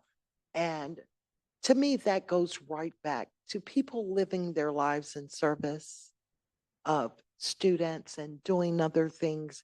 We never know how much that means to the individual. So I think it's very important for the board administration to recognize retirees because what they have given really, really matters.